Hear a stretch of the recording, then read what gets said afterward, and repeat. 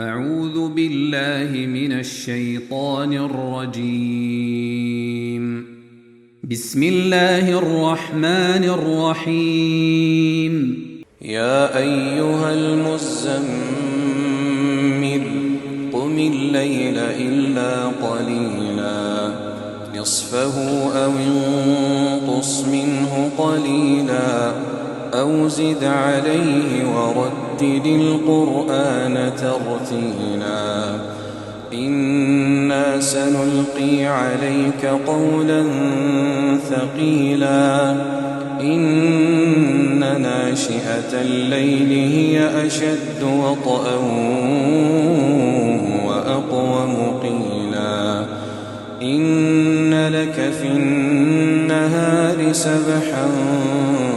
طويلا واذكر اسم ربك وتبتل إليه تبتيلا رب المشرق والمغرب لا إله إلا هو فاتخذه وكيلا واصبر على ما يقولون واهجرهم هجرا جميلا وذرني والمكذبين أولي النعمة ومهلهم قليلا إن لدينا أنكالا وجحيما وطعاما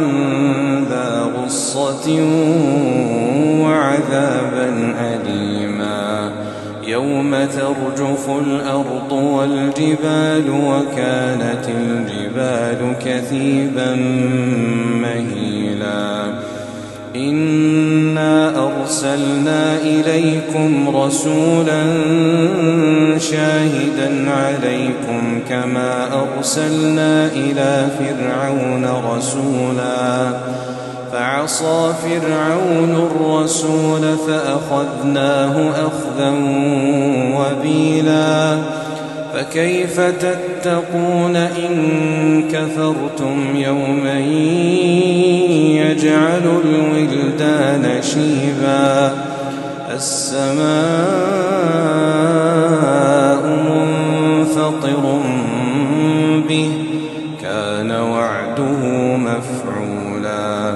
إن هذه تذكرة فمن شاء اتخذ إلى ربه سبيلا إن ربك يعلم أنك تقوم أدنى من ثلثي الليل ونصفه وثلثه وطائفة من الذين معك والله يقدر الليل والنهار علم أن لن تحصوه فتاب عليكم فاقرؤوا ما تيسر من القرآن علم أن سيكون منكم مرضى وآخرون يضربون في الأرض يبتغون من فضل الله وآخرون يقاتلون في سبيل الله فاقرؤوا ما تيسر منه وأقيموا الصلاة وآتوا الزكاة وأقرضوا الله قرضا حسنا وما تقدموا لأنفسكم